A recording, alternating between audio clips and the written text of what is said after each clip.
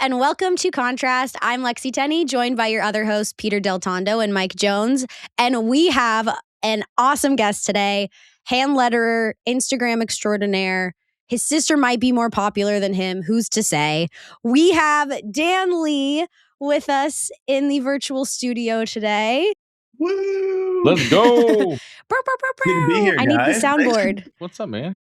Thanks so much for being here. Totally, guys. I want to let you give an intro, but I mentioned your sister just because the lore of your sister having basically a meme account based on your account is absolutely ridiculous and amazing to me. I didn't know this. I didn't know this This either. is brand new information. I want to hear all this. Oh, it's good. It's good. I'll let Dan tell the story. I'll find a way to wrap it in. Yeah, dudes. Hello. Welcome to my episode of this goodness. I'm Dan. I'm a designer, illustrator, mostly in the hand lettering space, but as I think a lot of us creatives, especially freelance creatives are, it's a game of many hats. So websites, messaging, strategy, being the creative person that people are like, you're creative, help us figure this out, which is great when they have money for it. But also if you really just care about the thing. Yeah, so I run my own business, Destiny Kid Labs is what it's called, and an Instagram account for which I'm mostly known, Dan Drawn Words, which I started a little over 10 years ago now. Good a night. little over 11 years ago now. It's wild. Like late Time's flying. or early 2015, I think. Yeah, absolutely nuts. And the aforementioned thing, I have a sister, her name is Davina. When she was in college, she and her friends conspired right around the time my account was taking off online. Dan Drawn Words is me. She secretly started an account called Dav Drawn Words. And for a while, in secret, would make imitations of the posts that I was posting in her own way, with the worst tools she could find, making it purposely satirically bad, but with the bravado of this is clearly better than Dan's. Did this for 16 posts before they were she and her friends were okay, now it's time for Dan to know this exists. I posted something and then I see one of her friends comments this is great, but I like the @Dav Drawn Words version better. What is this? I click in and lo and behold, fully formed. She imitated my profile picture, my bio, with her own face, right? And then just to have a feed already established of parody art. And I lost it. It was so funny. And so she kept it up she's sort of dropped off because she's off doing responsible adult. She's a biomedical engineer. Wow. Oh my goodness. Working for the US Patent Office. So she has a little less time nowadays to troll. She's a little busy. A little occupied. But when she Yeah. does, it's a treat for sure. So is this classic little sister or big sister energy? Little sister, youngest Yeah. of the four of us. Yes. Yeah. It's peak sibling behavior, though, to Yeah. just be I'm actually going to, in secret, make fun of you for a little while. And then once I've established how good I am at doing it in private, I'm going to do it in public, too. Dude. Oh my goodness. The instant dominance. And everyone knew immediately the assignment was to go on her page and be this is superior. Can I get prints of this right now? And it's So like still up and MS running. Paint. Now I'm going to have to Yeah. take a look at that. Yeah, MS Paint. She would if I had something that was drawn on real paper, she would find worse paper. It's an experience. Yeah, isn't one it's like a to-go wrapper that she scribbled on, but it's the same words as you?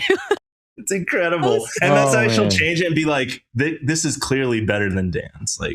Come on now. That Yes. is And then epic. everyone in the comments is in on the joke and is gassing her up, being oh my gosh, I don't know why Dan's even trying on the internet when this exists. It's so wild. That is epic Great. sibling It also rivalry came stuff. up as the first question last year when I spoke at Creative South in the Q&A portion. The first question was I hear your sister. That's awesome. Andrew for you doing his due diligence. Oh, man. That's so good. So good. Well, Okay, yes. Speaking of Creative South, we met at Creative South. You did. I was so embarrassed because someone was like, oh, this is Dan. I'm like, oh, that's great. What do you do? And you're like, oh, I do hand lettering. And someone was like, you don't know Dan? And I'm like, I don't know Dan. And then I knew your handle and not your face. And then I was like, this feels like now like parasocial, like where I know your work, but hi, it's nice to meet you. And then we ended up having like, I think like a 3-hour essential like therapy session one night. You, me, great. Courtney, and I think it's Mary, right? Mary, yeah. Yeah. We just started talking deep stuff. We just like got right into deep friendship. That's how it works. And then like you've been a long time attender of Creative South, and then you spoke for the first time last year, which was so good, so inspiring. I did want to dig in a little bit to how you got started in hand lettering, because I think it's a very interesting journey. From, you mentioned your sister's in the biomedical field. You started out in a very different field than hand lettering. Tell us a little bit about that. Yes. Great question. I still have to figure out like the fastest way to tell this story because it's so twisty and turny. I'll just get into it. I graduated from high school in 2009, which is important because that's like the 2008 recession was just on everyone's minds at the time. The conventional wisdom already, I was an art kid ever since I could draw with something on something. But the conventional wisdom was always like, find a profession to support your passion. Like, don't try to look for a career in that. Like, starving artist, it's not even just a trope. Like, that's just what you're going to be. If you like, you can't possibly. I didn't really even have like graphic designers in my life who were like, hey, there's a world in which this is possible for you. So I think I like, between like social pressure and my own narrative in my mind, I was pretty good at all the other conventional like school stuff. And it did feel like art was fun as a hobby. It kept creeping in everything that I was doing. So I was like, I don't need to pursue that for a degree. Let me go and study something practical. So went in for chemical engineering. That was honestly a choice of like looking at the sciences that I hated the least and then tapping the word engineering onto the end of it. So like, chemical engineering, what could go wrong? And in retrospect, like, I chose one of the hardest possible engineerings. For real. Especially no for kidding. artists. Because like, here's the thing, like mechanical engineers, architectural engineers, there's a lot of crossover with like making things with your hands, like the things that you're designing, right? Chemical engineering is, I say this with no malice because I respect the profession so deeply now, having gone through that training. But it's like, it is the art of looking at, okay, what happens if I like take this chemical equation in a lab, see what it does? What do I like? How do I monetize this at like 500 times that volume? And what is the difference of what happens? So it's something you can't practically design that in a lab. You can't go and be like, okay, 500 gallons of this now. It's all theoretical. So you do your lab stuff and then you're doing math on paper the whole time. For 5 years is the Drexel University curriculum. 3 co-ops involved where you go and get practical experience for 6 months at a time in like, yeah. So I got to try like a small company. I got to work for the government for one of my co-ops. I worked for Dow Chemical for one of them. 3 different tiers of industry to prove to me that I could do none of them. And I was like, this will not be my future. Graduated and pretty much immediately pivoted to like, okay, I got that. I'm done. I need to find a way to squirrel my way into graphic design. So you have a degree in chemical engineering? I have 2 degrees. I have my bachelor's and master's. You went to the He master's said, program? I'm actually smarter than 1 degree. I have 2. Are you serious? Well, they had a program where you could do both at once. And I was kind of like, I'm suffering already. I might as well, get the most I can possibly. And I was thinking like, if I, the whole time I was in college, I was planning to go into it, even though all the signs were like, this ain't it, bro. So I wanted to maximize the odds of a good job. And I was like, I got to get that master's. So I took those classes, 500 level. And I was doing graphic design and art the whole time too. The college organizations I was a part of. I'm making logos on the side. I drew a t-shirt for my senior class. We had a running joke about if all our professors were superheroes. And that was the thing we talked about in between the trauma of homework. And then I put together pretty much like a comic cover illustration of all of our professors as superheroes. And we printed that and everyone wore it to like our farewell luncheon. So I'm doing all these graphic design things thinking I can't do graphic design as a career until I finished college, started looking for my first job. That went to a point where I was just like, I hit like a physical wall where I got like I think my first panic attack, honestly, where I was just like, I can't do this. I've got to listen to the call of art on my life. I love that. Yeah, man. And It's then so good. let's start getting into that. That's a whole other thing. But does that answer your question about that first? It does. I did not know that It about so you. does. It's and something that I really took away from your talk too, when you were talking about this and you did this whole like art kids never die. Like I just love that was all so fun. But something, and even now as you're sharing it, it's like the art was like spilling out of you while you were Yes. trying to do something else. And I think that is like, I think sometimes when we are trying to do something and like white knuckle it, like art is the thing that as creatives gets us through that. And sometimes Definitely. it is that moment of like, why am I not doing this? Why am I not doing the thing that I'm passionate about, that I love to do, while it's literally like coming out of every pore? Like it just makes, so much sense now looking at your career trajectory and all that you've been able to accomplish. But I'm sure at the time it was also kind of a scary jump. So thank you for sharing. Yeah. I think that's something a lot of creatives have a similar story where it's like, we didn't intend to go into this. Like, I didn't plan to go to design school. I actually saw an ad for it, told my brother to go, but here I'm making websites and doing like server hosting and stuff like that on the side. And I'm making more money doing that than my regular job. And I went, maybe I should switch. Okay, maybe I should go do this. And how many people it's like, oh, I'm designing flyers for, me or my buddy's band or for some club and then all of a sudden it's like, oh yeah, hang on, wait, this is a job and career that we could entertain. And it's fun to see that similarity in so many people. Totally. Were you terrified to like let your folks know, like, hey, I went through the master's program and I got these degrees, but by the way, I'm not doing that. I'm going to be doing this other thing that I love. Because I know I was my going to say, dad, there's a fifth like, person in this podcast, and it's the student loan debt next to him. I was literally about to say that. My dad went to Georgia Tech, and he was an engineer in like the denim, like that kind of field, like in that side of engineering. Yeah. Textile engineering. And he wanted me to kind of like, you need to go to business school and you need to do this. And like for me, I was like, no, that's so boring. I think I'm going to do art. Because I'm like you, I could draw since I was little. And I knew that like I just could not do that whole route. But I had it from the other end of like parents, like my dad was like real adamant, like, hey, you really need to go in this field because art, you're not going to make any money in art. And now, he's like, well, I guess you did okay. I can't say you can make money in art. Okay, I was wrong. But like I was curious, like, were you terrified to kind of go, yeah, oh, I'm changing the whole thought of what I'm doing? Honestly, I built up so much more terror in myself I think I was more scared of like making that decision for myself, and then all the repercussions of the relationships. I mean, I think the funniest thing is, so my parents were both engineers. All my siblings, I mentioned my sister did it. Both of my brothers did that as well.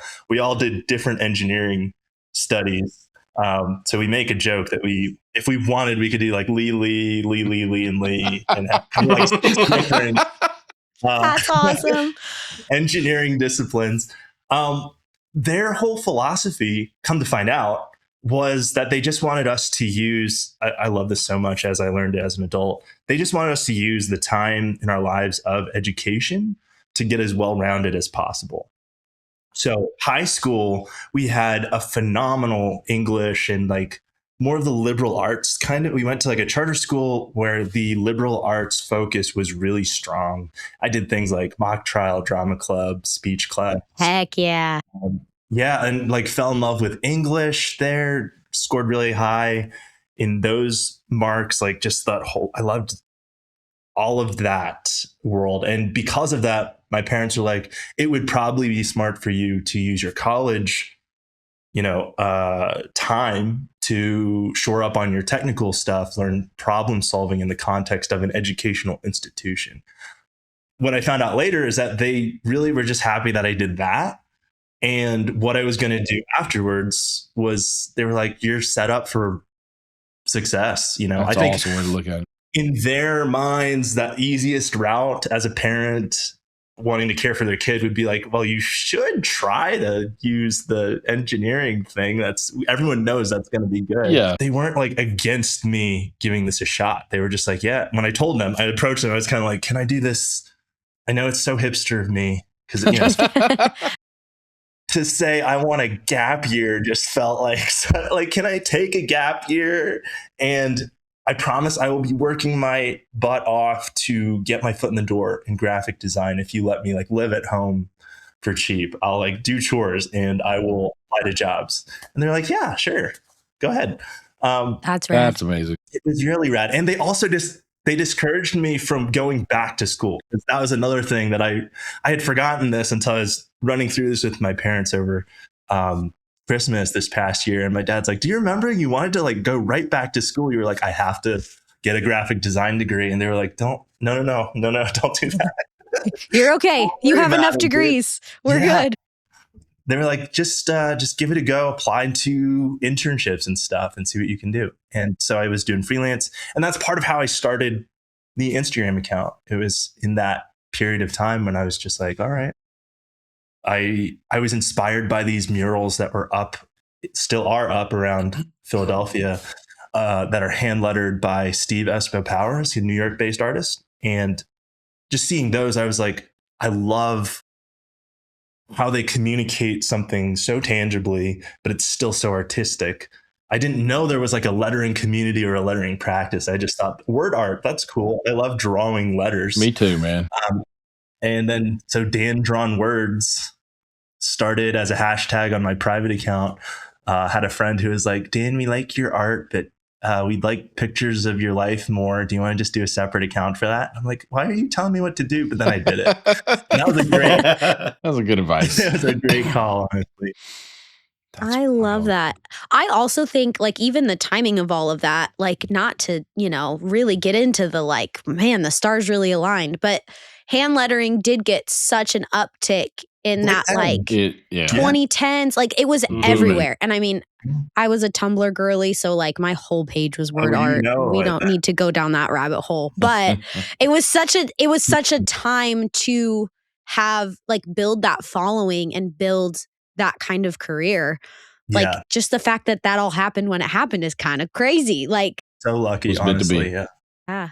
That's so neat. So well, tell us a little bit about the transition going from working, with or for others and then doing your own thing. Because I know we joked around, like we would see each other at Creative South every year and go like, hey, I'll catch you later. And didn't talk for like 3 years.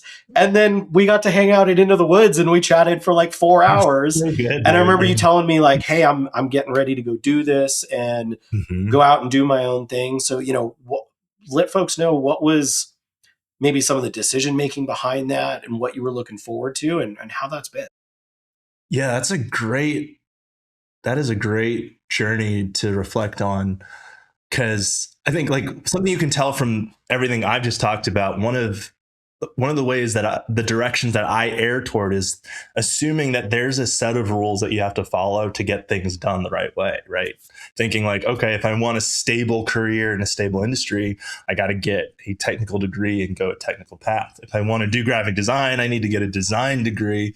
And so that followed me into like, I got some offers pretty early on when I was trying to get my foot in the door, but I knew like in my mind, I'm like, I want to get some training experience. I want to be under someone who's a great manager, who can teach me graphic design. So that hence the internship focus. And that worked out super well for me. I got my first graphic design job at the Chamber of Commerce for Greater Philadelphia. My manager at the time was Lucy Klemenko. She's currently the art director for UPenn Arts and Sciences. Um, and she was amazing. That's a whole like podcast itself of like the journey of like her trusting my taste, being willing to train my skills where I was lacking, and my understanding of like, I know that I can do good stuff. I need somebody who can teach me in a safe environment, like the business of design and how to deal with clients. The chamber was perfect for that because it was an environment that it was like an in-house design team, but because we were serving this chamber for a wider area, the internal clients that we had were almost like external clients. It was like an agency focus with in-house vibe. So I got like a crash course, and then she literally taught me like Illustrator and InDesign on the go. And she's like, I remember my first project was a lettering thing while she was teaching me the other skills. So that was a great segue in. It's like, yeah, we need a commemorative cover of Alice in Wonderland for the British Chamber that we work with. While we're doing that, I'm going to show you how InDesign works for all the stuff that, anyway, long story short, 2.5 years of that phenomenal manager. I was freelancing on and off. And then these guys out here in Sheridan, Wyoming, who I had met online through, shout out. I had met early on when I was posting on Dribble. They had wanted to hire me. Those were some of the guys who had wanted to hire me. And I was like, I love that, guys. I just need to know something more than Photoshop CS2 before I willing to be anyone's designer. 2.5 years of the chamber later, they hit me up again to see if I wanted to move out to Wyoming because they're looking for a creative director. I was looking for the next step. I'm like, let's do this. I feel like I need that, that training. The next step of training is taking this bigger leap and somewhere unfamiliar. And that was, 5.5 years there of, startup energy, agency things, learning really like communication skills and other, wearing, like I said, a ton of hats, while also doing graphic design and leading graphic designers. Then I think right around the time, it was 2023, August was Into the Woods. I ended up quitting my job October 2023. Just, I think, hitting a point of realizing, okay, what the agency needed was to go in this direction of business, for this kind of client. And I was being totally re-inspired, like, oh yeah, the first love that I have of illustration and graphic design as the leader with other things. So I could stick with these guys and continue down a road of like business facilitation and messaging, or I could go back to the things that I wanted to do, like drawing t-shirts and book covers and stuff. And it turned out to be like a great situation where I continue to contract with them for certain things that they need, especially if they have some institutional knowledge with some of their clients. And especially when you're in a small town in Wyoming, like to maintain the relationships that you have is so critical. So I'm super grateful that we're still close, that we still get to work together, and that I'm also free to pursue other opportunities. I think the most important thing to your question, Peter, like the most important thing that was going through my mind at the time of it was coming up against another wall of like, what's the right thing versus what's the reflex, the instinct, what's the passion telling me to do? Because the right thing to do at that time would have been like, make sure you have, 6 months of savings, make sure you have a business plan that looks like this, and that, and your income revenue stream. I was just at a point where I'm like, I might be burning out. I don't have my finances near where they need to be. And yet there's this like point of needing to make a decision. I've just got to pull the trigger and somewhat trust that, my passion obsession has worked for me before. trust that it's going to work for me again. And let's see, we're like 2.5 years into it. And so far, I'd say so good. Like it really, my financial position, I had some like credit card debt when I quit. I'm like, this seems so wrong. I cleared that in like the first 4 months That's of crazy, Heck starting. yeah. man. What a blessing. Like, That's how awesome, does this man. even work? You know? Yeah. And so just leaning into the terror of it, making the decision, trusting the people around me, and really like finding the balance of like trusting myself and knowing like what advice from other people to filter into that time, that was crucial. Yeah, and I feel like there's so much more I could like plumb into that whole process, but I've leaning into the joy of it and knowing that my instincts were telling me to do it. That I think that paid off. It just feels like it's been so much more, like so much more time has gone by than just like 2.5 years or whatever you like. I feel like I know you were like 2023, and I'm like, going, what? oh my gosh, really? that was long when ago. that was? Yeah, because I mean, Yeah. I was there like with you guys, and I'm just That was thinking like right before it happened, guys. no way. That's You know, so because in my wild. mind, you've always done that. Like I didn't, like I just that's what you've always done, and it's I crazy just like to hear. float around like an anomaly until people It's ask what's crazy. going on. What a crazy That's story. like a little mystery box. Like, I love it. what's he doing? You The guys are. Dan Lee mystery box. Hey, now you have to design it. Yep. While you're That'll be doing my that, next- I'll do the Lee logo Yeah. just to mess with your family. Dude, I'll have to Christmas. present them with stationery. You should for totally like, Christmas. guys, we're starting a business, and here's the Christmas Give me gift. cards for Yes. all of them. Oh my god. Some Lee letterhead. Let them guess who's That'd in be front, who's in rad. back, who's doing what. Oh my god, that's you really perfect. could make a whole thing for that. It'd be hilarious. That would be great. I got to literally log this for, that'd be a great like Christmas prank. I love it. Oh, sorry, I keep feeling like I have to sneeze. It might happen. Season. You can So continue. when you moved into this, and like, so you've only been doing it a couple years now, like what was your biggest like project hit where you're like, yep, I'm in it full on, like I am, like this is taking care of me, like this has really helped out either finances or show me that the living is like I'm going to be taken care of. Here's like, I don't know, was there a major project that comes to mind where you're like, man, this has really made a huge dent? I think it was less a major project and more of the volume of people reaching out. Oh yeah. Which I think could be a really good point for like, I would put my flag in the sand for people doing networking. Like as a designer, networking outside, like within and outside of your creative discipline, because I think my efforts in both of those directions are what led to this working out. I think like it was the combination of many projects coming at once that helped me not feel like I was like, okay, good, I got one and this will keep me until the next one. It was my whole network being like, oh, you're freelance. Cool. We've got a project for you. Like, we need something. And yeah, the reason I say like both in and out of the creative network, within the creative network, that's where you've got like other art directors and creative directors who are looking for plug and play, who are looking for someone to step in when someone else needs to step out. Someone goes on maternity leave, they need to plug in a freelancer.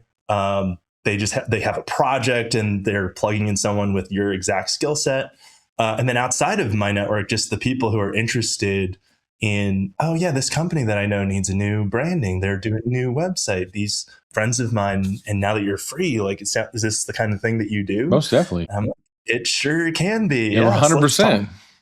Yeah. It's funny, the psychology of that, of like everybody freelances, but there's something about announcing like, this is my sole focus, and everyone's like, oh, they're magically available. Like exactly. I would never have thought to reach out to this person before. Right. It's that marketing like bonus of you now have a fun story to tell in that moment of like, I'm doing this. That just gets going out on my own with my like rucksack. Mm-hmm. I think what's right. Help me, I'm poor. I think what's so interesting though about like you talking about networking. I'm sorry. I'm sorry. I got you, Mike. It's a great. Just imagine me with the little rucksack singing to myself. I feel like that as needs we to be an talk. illustration somewhere. So I'm getting a lot of good ideas for little Friday right projects there. for myself. I love it. Well, I think what's so interesting, you talking about networking, I feel like you network the way that these guys network, which is just you make friends and then those friends call upon you. I nowhere ever have I seen Peter, Mike, or you walk around with your business card like ready to like shove down people's throats. Not ever. It's just not ever. Mm-mm. And that's so prevalent in certain communities. And I think there's a subset of the design community that can lean a little that way. And I get it. We're all trying to have roofs over our head and food on the table. So I get sometimes you're like in that full networky mode, but I've seen so much more success from people who just make friends. And then those friends, when they need something, call you and go, hey, you're a good person and you do good work. Can you come do good work along other good people and we'll pay you money? That seems like a much better all around thing than like, well, this is what I do and here's my number. And if you don't call me, I'm going to cry about it. Like, just feels a little off-putting sometimes when people approach that way. I think you also did something really, really, really well that often is skipped, whether it's like people don't think it's needed or not thought through, but you built a true following and community prior to going out. So, it's not like I just worked a job for a couple of years and I'm experienced, but then I'm out on my own. So what? But, having, I know on Instagram, you're over 50K followers and things like that. Then that's where those announcements make impact. Otherwise, you're kind of announcing into a void. And, you like you said, you paid your dues through things. It was, no, I don't know all the tools yet. I'm not ready for this job. And I think people that have the intelligence to recognize that and learn properly, then skip ahead. And when you skip those steps, it's clear, and yeah, I think it's great to see that, to where I think Andrew Hochradel has a similar story where it's like once he started doing his own thing, he had built up and was a little bit known and passion projects, and like that kicks it off. You can't just usually appear out of nowhere. That's such a good point, man. It's something like in terms of the education that I would love to do in terms of like my experience, the thing that I love talking about the most or pointing to is exactly the building of that reputation online came not from a place of like fear and scarcity and like I need to do this, but honestly from a place of passion and love for the craft and just the joy of putting whatever the heck I wanted. Like that was early on the major unspoken rule for me with Dan Drawn Words was this has to be fun. This has to be a joyful little sandbox that is not driven by people's trends. It's not like I get to choose when I want to participate. And if I don't, I'm not going to hold myself to that either way. Like I'm not going to be so it's there for your outlet. Yeah, exactly. Yeah, I love it. I'm not going to be like, oh, everyone's doing it, so I won't. And also not doing, everyone's doing it, so I have to. It's like, cool, everyone's doing it. Data point. What do I want to do? That's what I show up with. I post when I want to. I do a daily challenge when I want to. If I don't want to, I'm not gonna. And that approach to it, like keeping that sacred, I think has honestly been the key for everything that followed, because it creates like an authenticity that I can look back on, that I wasn't trying to be like, guys, I'm so authentic. Listen to me. I'm an authentic guy, right? It's like, I get to a point where I almost don't care that much if you think I'm being authentic or not, because I'm more focused on actually just being authentic. And I enjoy it. And it's for you. It's for, you're doing it for you. Exactly. And then it proves itself when clients come in with the freelance requests and the mood board is like a set of things that I've already made. I'm like, has that happened before where you're like, that's my work, I know how to do that? I mean, they do that. They know. They purposely pull from my work, but nice. That tends to be the majority of how these, like the different fun random projects that I get out. Like when it's someone completely outside of my network, an art director who has maybe like found me. Yeah. They I think because they know, oh, you've done this before and this is what we'd be looking for. It's just so fun for me when I'm not just, and again, I welcome the challenge. I like a project when they're like, here's a poster from 1960 and some other things. But when it's like mostly stuff I've done, I'm like, we've been down this road. I know I can deliver easy peasy on the video because your vision and mine are already like it's already been shaped by past me. So that works really well. But I mean, yeah, I think all the community that came from that wasn't me desperately driving for community. All of the jobs that came from that was not from me desperately driving for jobs. It was like, I feel really passionate about this kind of style, this kind of saying. I want to put this out there. I want the conversation that flows naturally from that. Whoever this resonates with, something cool is going to happen. I love it. And so just letting that lead and continuing to let that be the way that I run that account, I think I can really take all the things that are tangible successes in my career and draw like conspiracy theory lines back to decisions that I made on that account. What's interesting there is it sounds like I'm kind of reading between the lines, but like you've driven the car to get to where you're doing the projects you want to be doing. I think that's another thing I see often in people that mention like, hey, I'm really struggling to find an employment job, or I'm struggling to find work. And I say, okay, shoot me your portfolio. And I look at it and it's a bunch of just stuff that is not what they're telling me they're excited about or passionate about or what they want to be doing.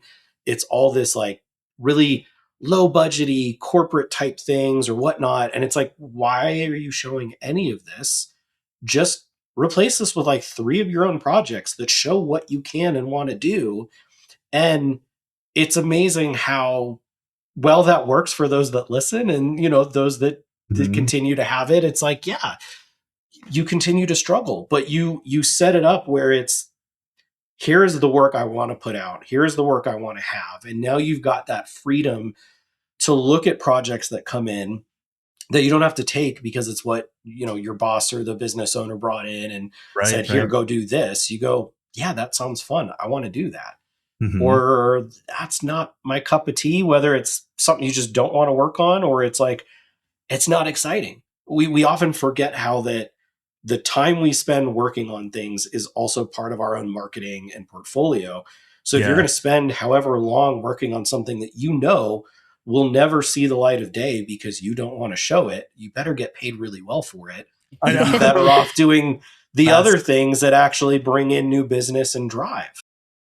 I think, and I like one of the things I love about what you said there is like, even with that sense of like the things that pay well, the things that pay really well sometimes are not the passionate ones.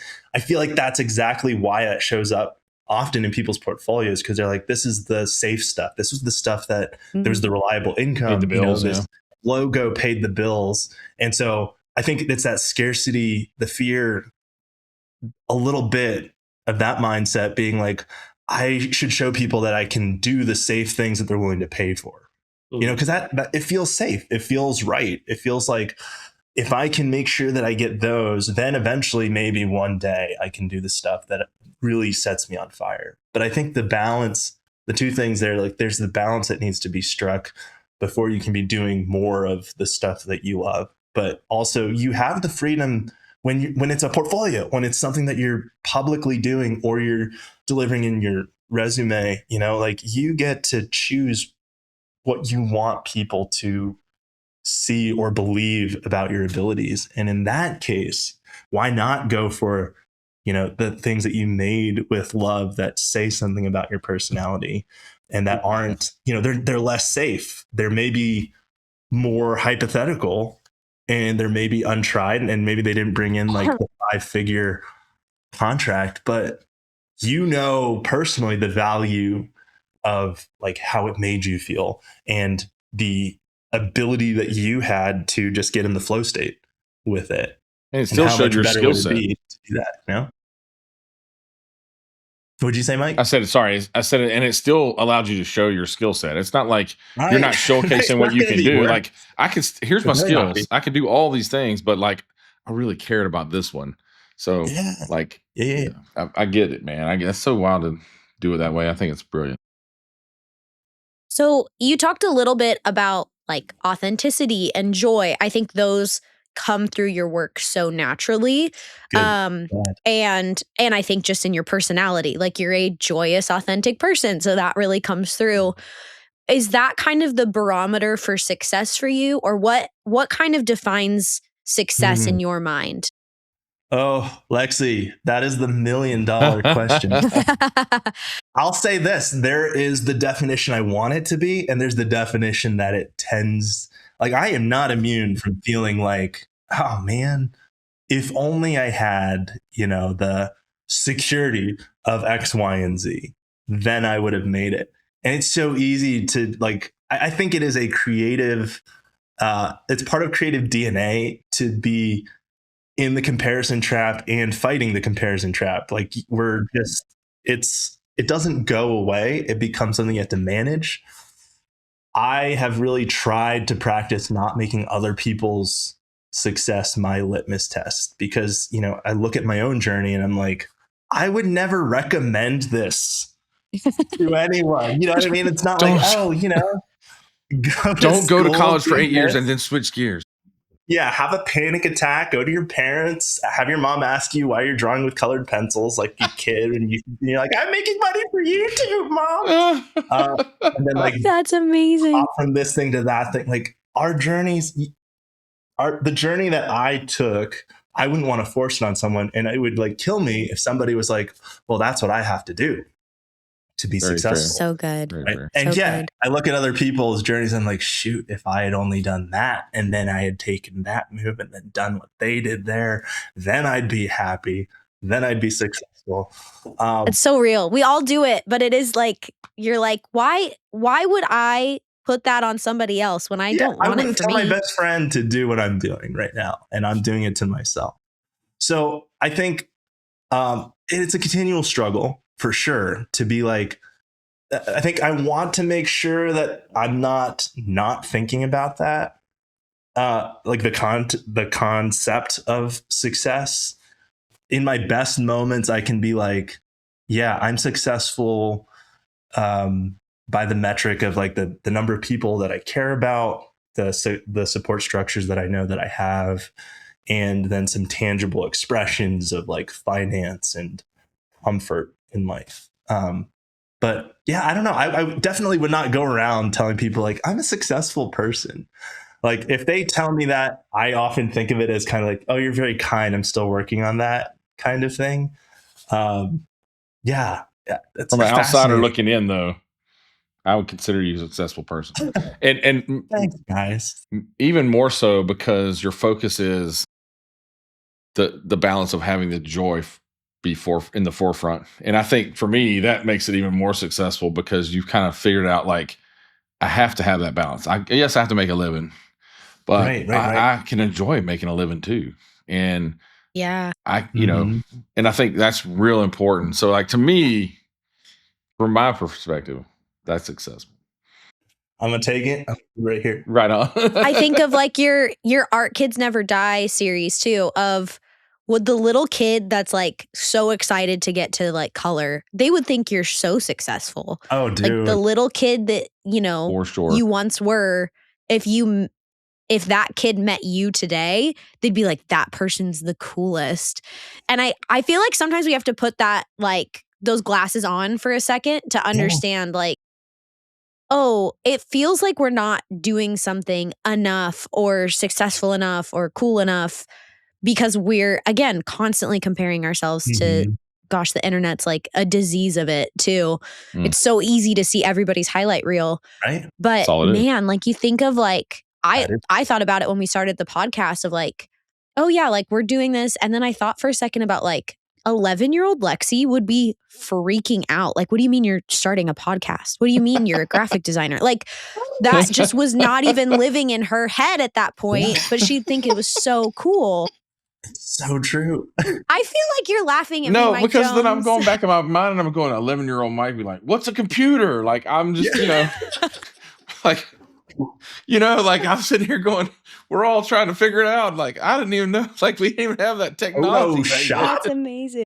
You work at a shop with photos? You have a razor blade and you awesome. cut photos This is out gonna and paste them on a board. Don't I mean, like, see. Don't what is die. happening? It It keeps fell falling over. on her. It fell over because Mike didn't understand what a computer was. I'm sorry. I'm just saying, like in perspective, it's just funny, right? Yeah. That is. Dude, there was a great reel that I reposted. I forget who the creator was, where he did a skit along those lines of like, oh, I don't want to disappoint my like younger self. Then the younger self shows up and is just beyond thrilled at how cool his like adult life is, and being able to see through that lens of like, oh yeah, you know what? And maybe, and maybe there's something to be said for success being in that metric, right? Being like, it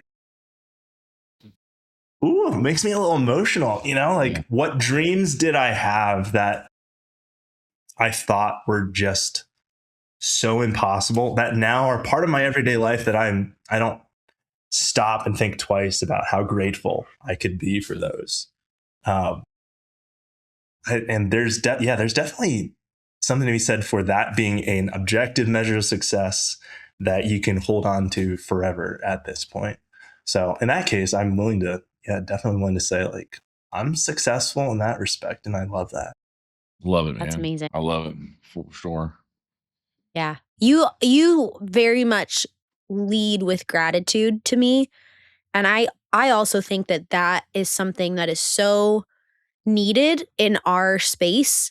And these conversations about like, it is such a privilege to get to live a life where we do what we love. It is such a privilege with the people we love to be able, and with the people we love. And that's, I mean, gosh, the way that, Creative South or these other conferences bring people together, and we get to like show up with a bunch of stickers and exchange them like friendship bracelets. Like there's so much good there. And I think it's really easy to get, kind of right down in our own space and look too much at the hard, and not to say that it's not there. But man, it's really cool to be able to say that we do this. Totally. Well, and I love too how like that transcends even the creative community. It's like every community that we're a part of as creative people, we have this gift that brings joy, like to be able to create things, websites, a good flyer, a logo, a sticker, a t-shirt, art. Making art for people makes people so happy. Like, I just find that like, I feel like another cheat code in my life is that whatever organizations or things that I've been involved in, it's like one way or another, the topic of being an artist comes up, the opportunity to do something artistic comes up, and the exercise of that for that group, like it brings me so much joy, it brings them so much joy, it builds things even deeper than they were before. And like, it's hard not to feel grateful that as a creative person, I have this like cheat code, to connection with other people by being able to make stuff that makes us all happy. A cheat code for joy. That's so sick. It is, but I mean, it's a very attractive and magnetic attribute, and because it's, when we think about it, I know for me, most of my friend circle is the people I work with and folks I know from Creative South and the creative community and whatnot. And when you find people like that, it's I want to surround myself with more of those people and more time with those people. And you seek that out, I mean, the same reason if you've got a friend that is always negative or down or sarcastic, it's like, all right, I love you, but I need you in doses, versus like, please, can I get more of you in my life? Like that, I really feel that about so many people I know at Creative South, where it's like, I wish I lived closer to people and we were really able to do life together in person and not just online. But when you find those people, and I mean, it's again, it's attractive to friends and with clients, because now you can tell the difference of just, hey, I can do the thing. Yeah. Let us do the thing for you, etc. versus, oh my God, I want to be a part of this project so much. Like this aligns with our interests, or like, I don't know anything about this, but I have like, I don't know D&D well. I want to play it. We've talked about doing it as a team so many times, but we have so many people on our team that it's like so passionate about D&D. Yeah. How do we get something about that? Like, I want to talk to a client and be like, I have people that will jump out of their seat at this. So please, like, I want to find a way to make it happen because I want them to have that joy and excitement about it. And everyone's going to do such better work when we are excited about it. So when you come in to a client with that energy, or when you're pitching the work, I work on this with our team where I'm like, do not go into a call and just lay out what was done. Like, okay, I want to show you this thing over here. And we are so excited about this solution. We went back and forth on so many things, but like, I think we nailed it. And I want to see if you agree. Like, how do you not be excited about that? Yeah. Right. So it's bring that energy, bring that joy to just all the things you do. And it's amazing watching things come like this. It reminds me that like we tend to, going back to like my error instinct of like, I need to play by the rules of the system. We create these systems that are, they're very necessary to be a certain level of objective and impersonal, because that's like how you scale things. That's just the nature of how things work, replicably, reliably. But the thing we have to always come back to, I think, and creatives have a unique ability and responsibility to do this, is to find the human aspect and always like bring that back into the inhuman systems that we have. Because like when we express our joy and we incorporate our emotions into things, that's what creates the connection that people, like you're exactly what you're saying, Peter, like things done in love, things done with excitement. To quote Van Gogh, things done in love are done well. And when people feel that, like I had a friend, Neil, I think he's like, it's easier to work when people like you. And it's such a funny thing to say. And he's a great storyteller.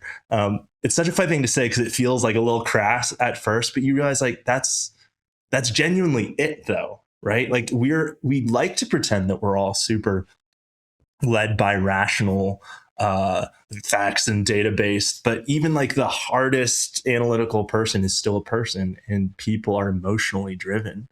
And if we treat each other like humans and we bring our most human selves to everything that we are doing in the context of serious systems work, it makes a difference. Like, and it makes people want to work with you, and it makes you not quite dread all of it as much as you would if you felt like you had to sacrifice and turn that all the way off every single time. Well, I mean, if you're not connected with people and you are just a worker bee, that is all you are. I think that's one of the biggest things that gonna miss some things.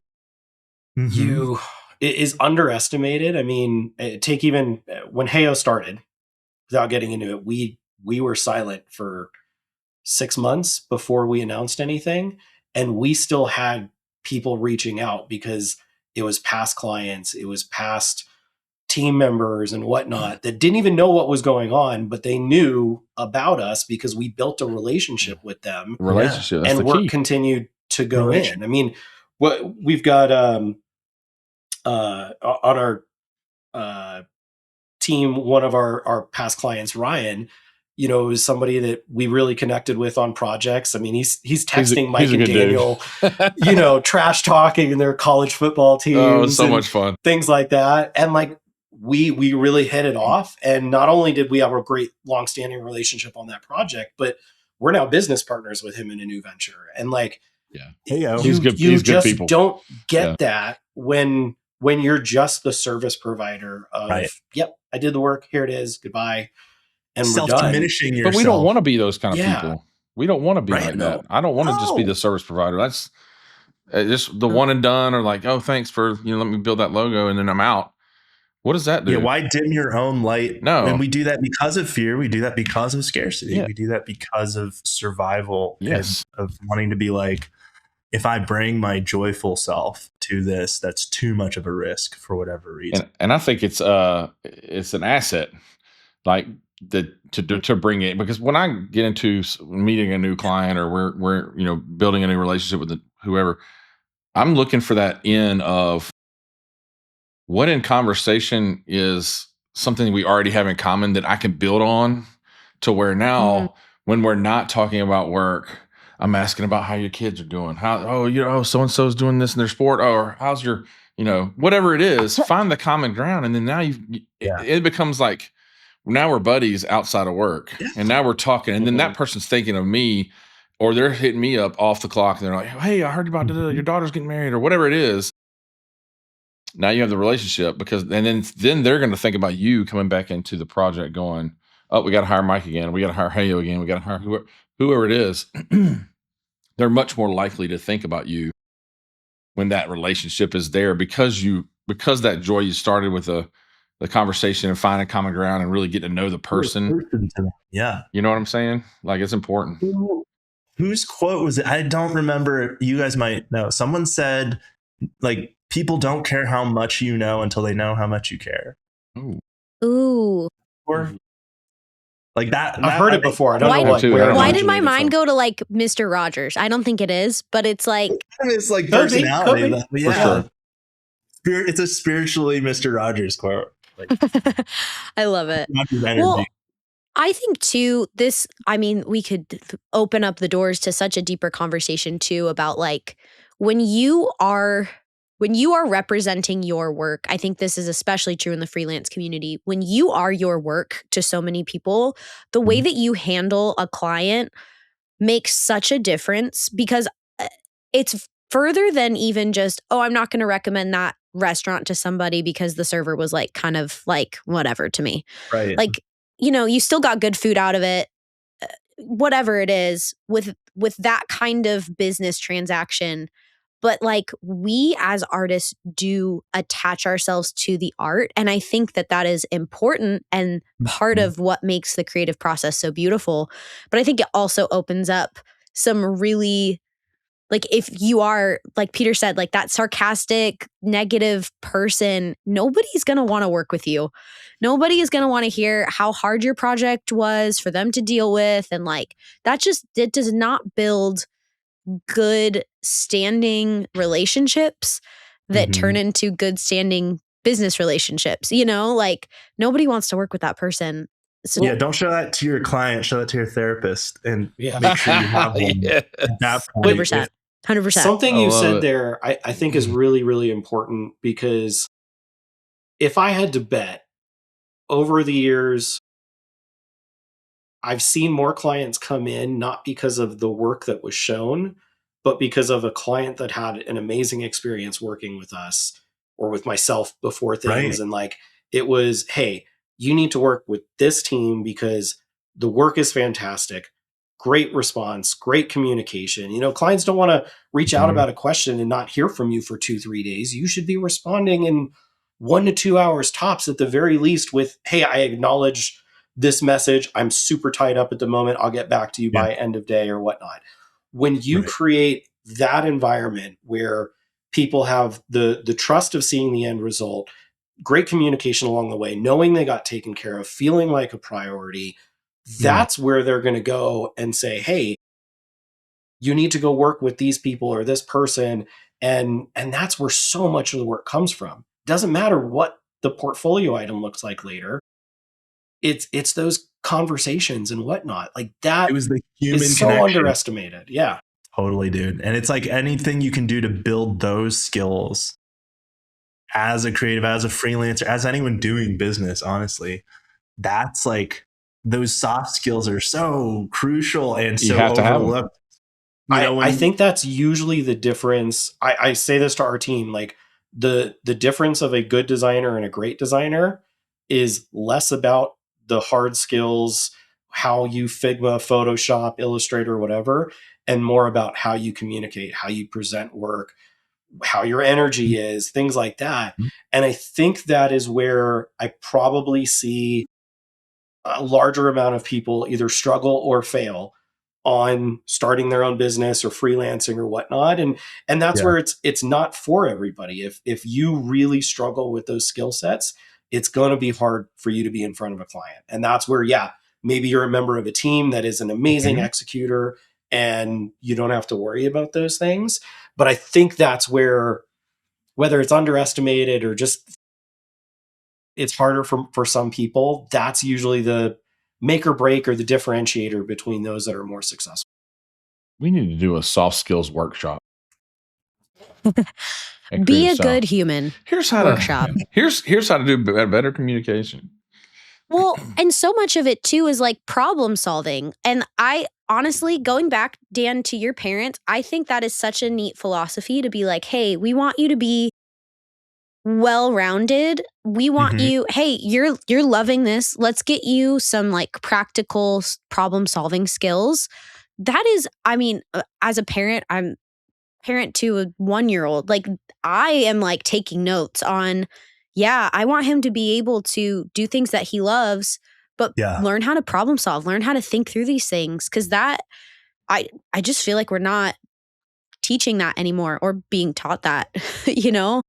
It's so, it's such a fluid thing to try to capture, right? Because it's not necessarily that if you do science and math, you will be a better problem solver automatically. True. But I think it's part of like the engineering program because it like there's this like hidden human element to it. I've often told people after finishing it that design has often felt to art the way engineering felt to science. There is, and the difference there is people. It becomes a human Very true. situation as opposed to a theoretical or personal one. With art, an artist, the reason like not all artists are designers, but I think most designers are artists. Art should be, and often is, such a personal, we talked about this, a personal, an expression from inside, the creative vision that you have and have like brought into the world. And if you turn it into design, you immediately hit the conflict of design is for other people and art isn't always. Like it's meant to be viewed by other people for the most part. It's but it's so meant true. to be like, right? Like come see how I see the world. Yeah. And that's the beauty of it. That's the experience that you want from it. Design is not necessarily, it shouldn't mostly be about me trying to express myself. It's about me solving a problem with the visual skills of art that I have learned and am passionate about to create something that does like solve a problem in the world in some way. Science is similar. Like you find the facts, it's a little less, it's like the objective version of art. Here are things about the universe that we have demonstrated over and over to be true. Engineering is saying, okay, if those are true, how do we make life better for humans as a result of that? How do we turn this, the fact that this chemical does this, how does that become a pill that we can produce and solve problems, for people's health?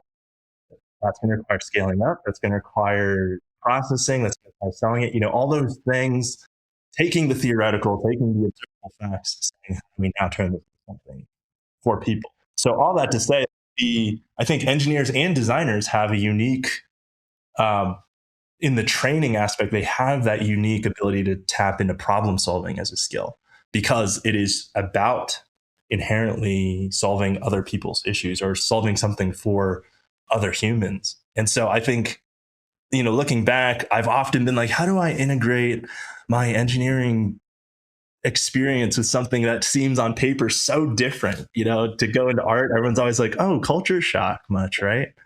But I think the thing I've come to is I'm so grateful that both of these disciplines have kept me rooted in like thinking about how do I spend my time on earth and the things that I'm passionate about to solve problems for other people, and bring them into a place of more comfort, more joy, more happiness, more ease as a result of the things that I'm able to bring to the table.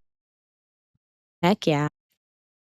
And you made your local CrossFit look way cooler. So, Oh, dude, that mural was 2 years coming. Like I was supposed to have done it last year. And so all year I've been like, I got to do this.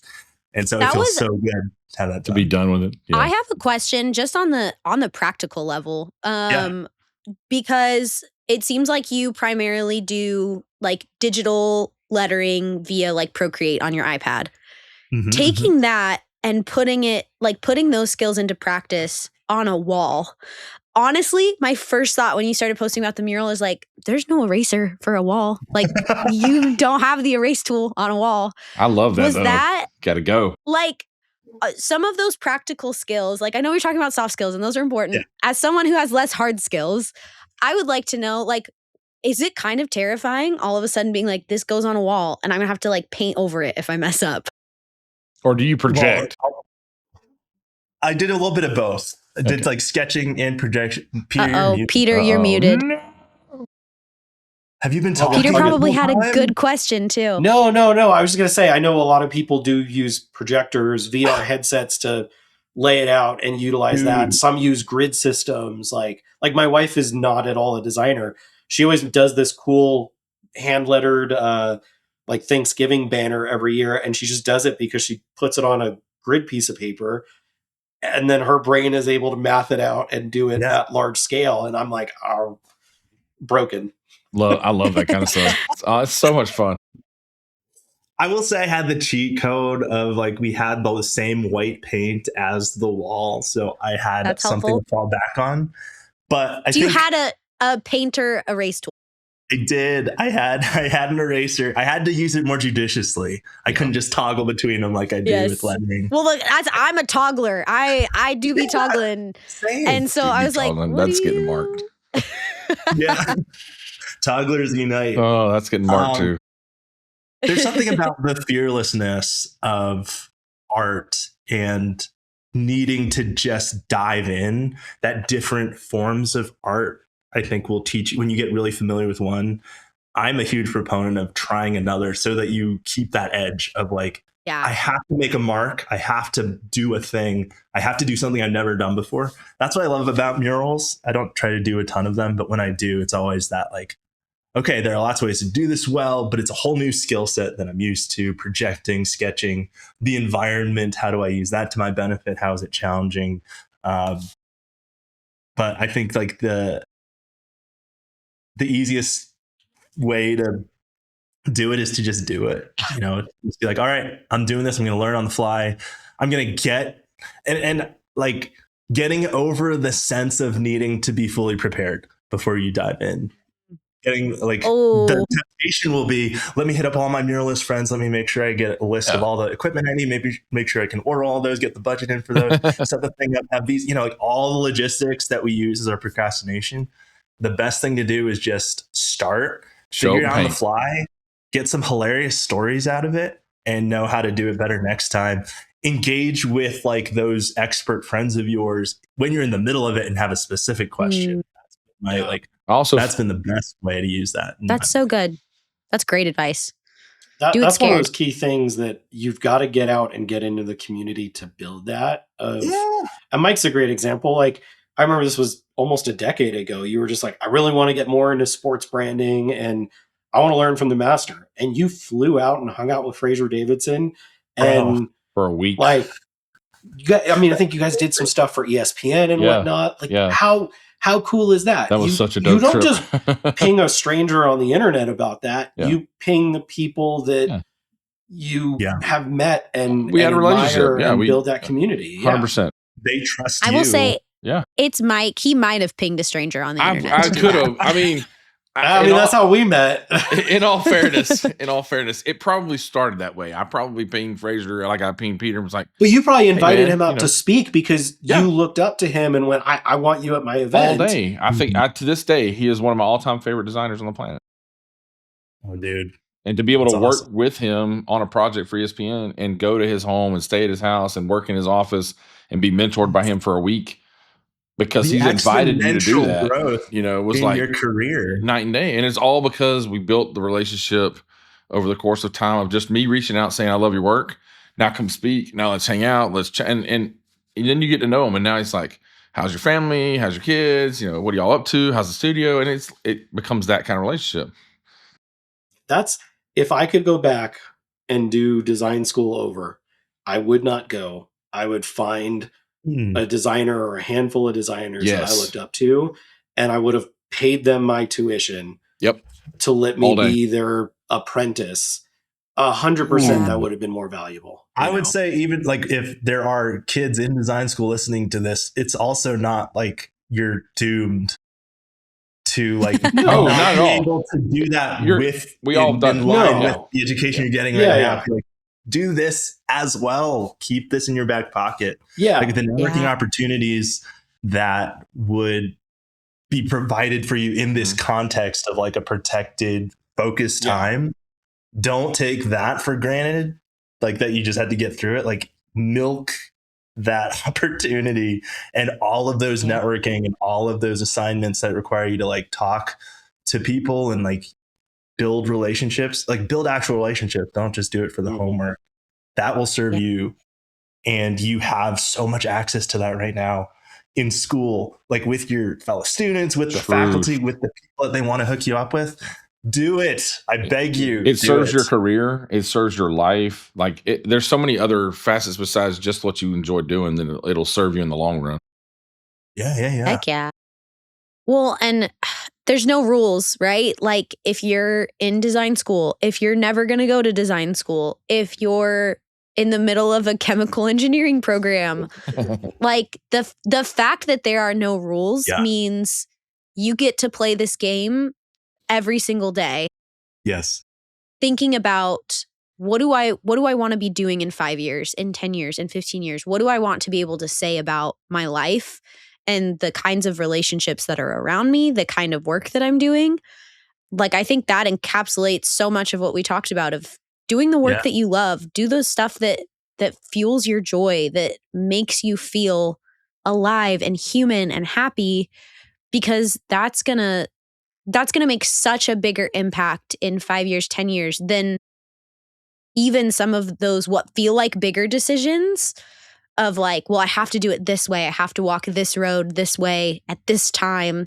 Sometimes like you can do all of that and it still just doesn't actually produce the things that we're talking about. But it's not, it's not a one-to-one. Absolutely this, absolutely this.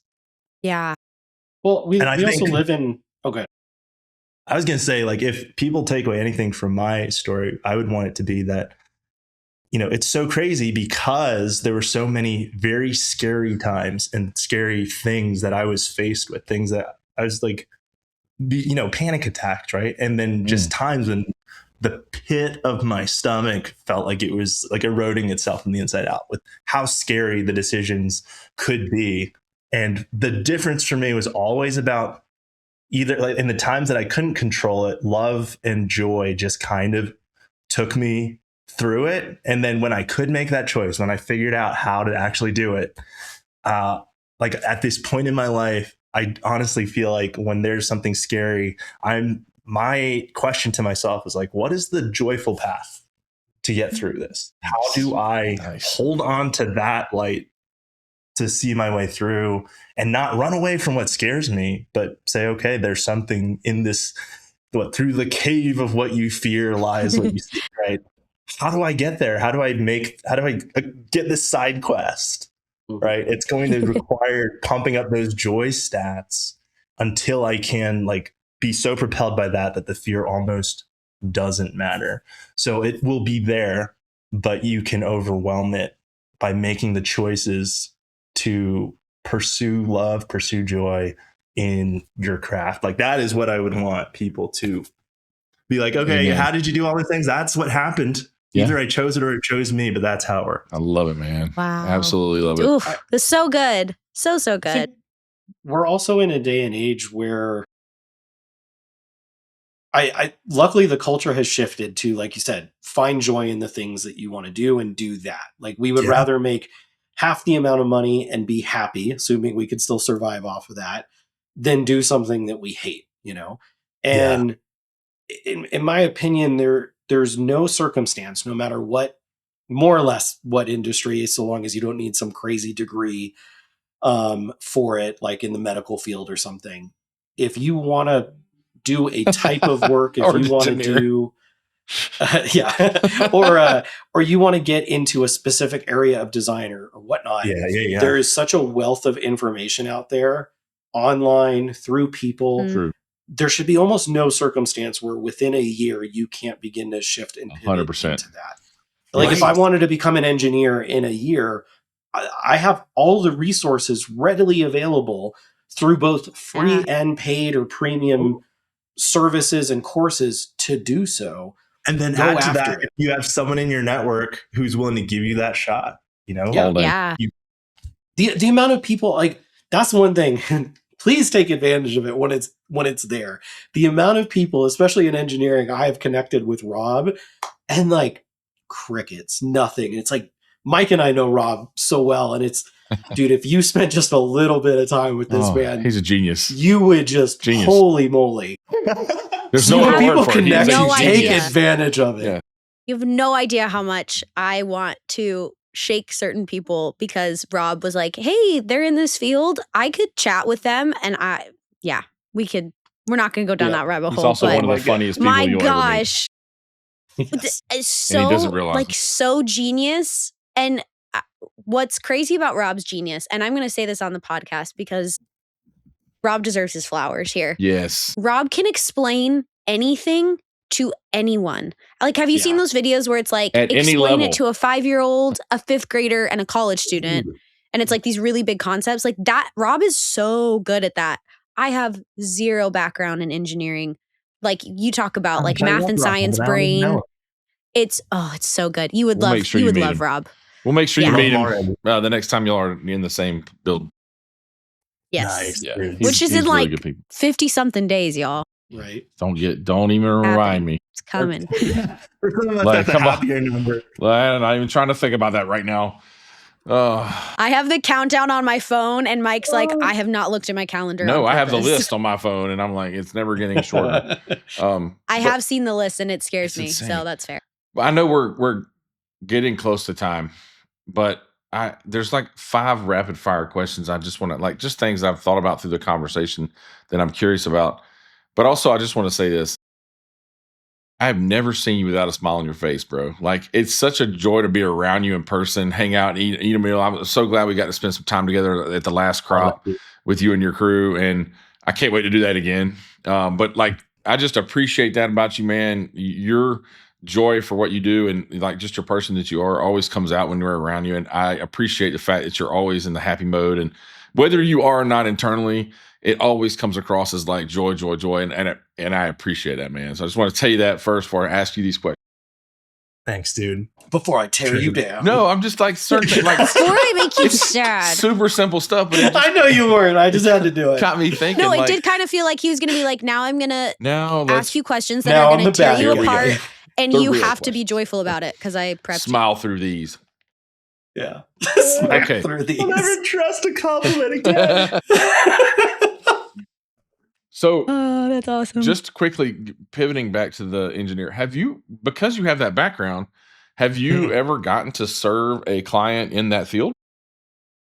Like, you have all that knowledge about it. Like, to me, it's like an easy fit of like, well, now I can design against that. Like, you could go get engineering client all day long.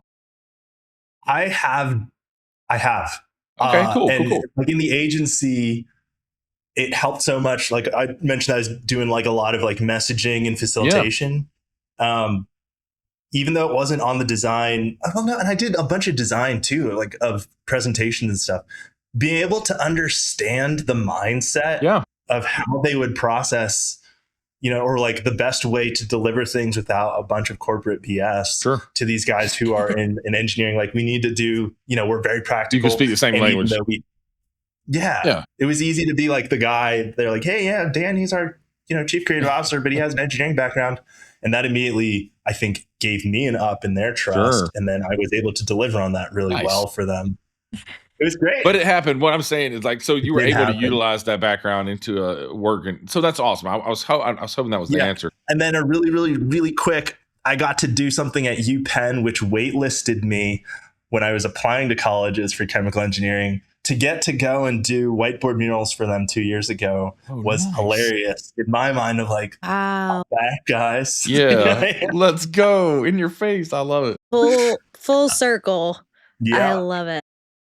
Okay. Gosh, those moments do feel good as a, as a creative. I do think we run on joy. Sometimes we run a little on spite. So that has to feel really good. Karma.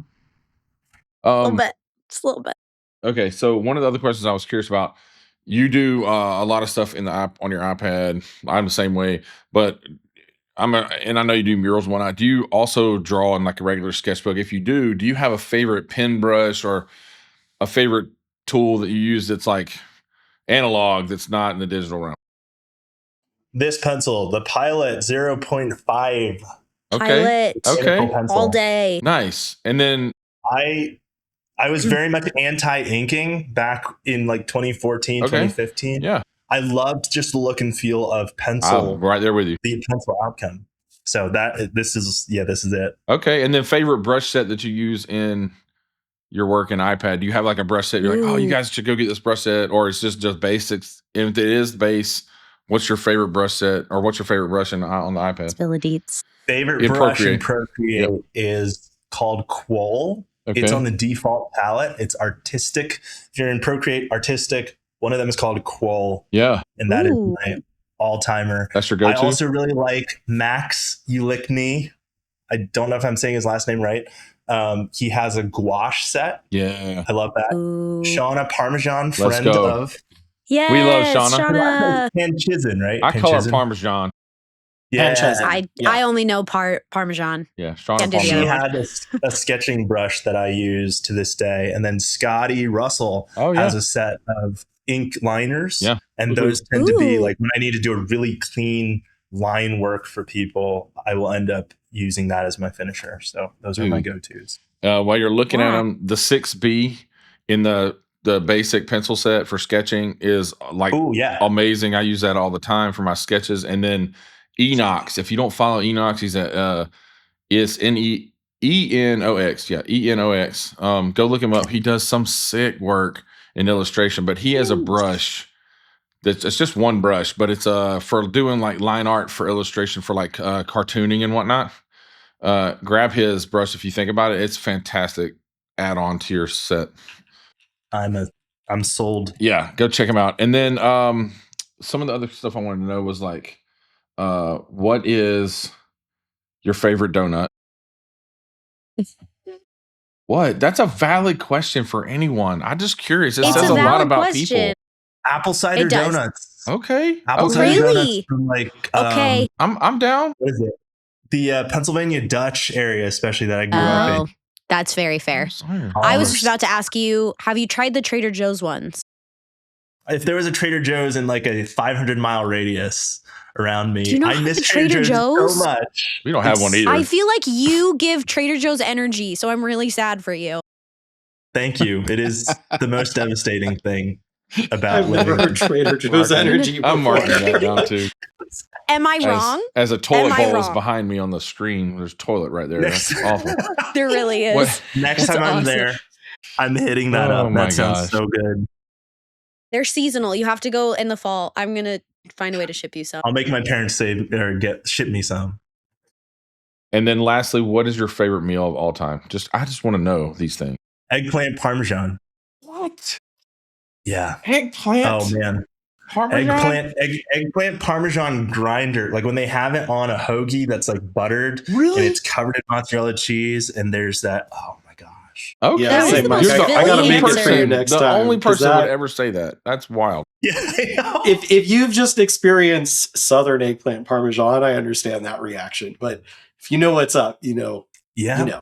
Yeah, because Figure I'm it not a hard pass on Oh, see, I eggplant. grew up, my mom would make it and I would just sit there. My brother and I would sit on the side and like right as it came out of being fried in the breadcrumbs, Yeah. we would just snack on all like the pieces that got messed. Oh, dude. What? That does sound See, pretty I good. So haven't good. had it like that, so I'm missing out. Little Italian childhood, man. It was You're fantastic. missing out, but also more Yeah. for beer than me. That's fair. Right? That's fair.